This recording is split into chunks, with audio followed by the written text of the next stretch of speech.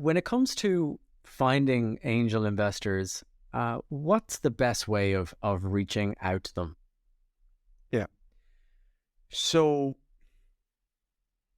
think of the investor's perspective. Every investor has an investment thesis, right?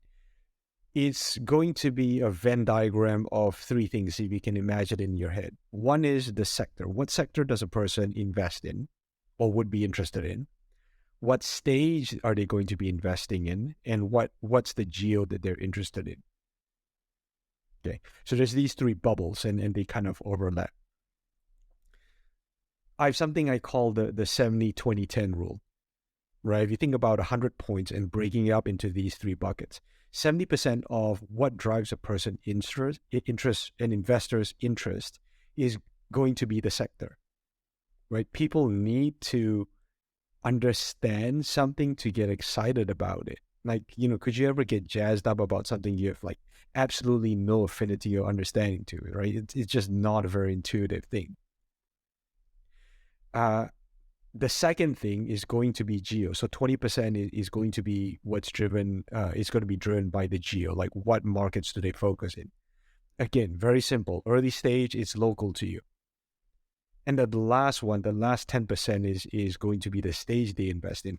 That one primarily is a function of how much capital they invest, right? A 10K or 20K check, you can play at pre-seed, seed, maybe wiggle it in an A round if you're doing a follow-on, right? That's about it.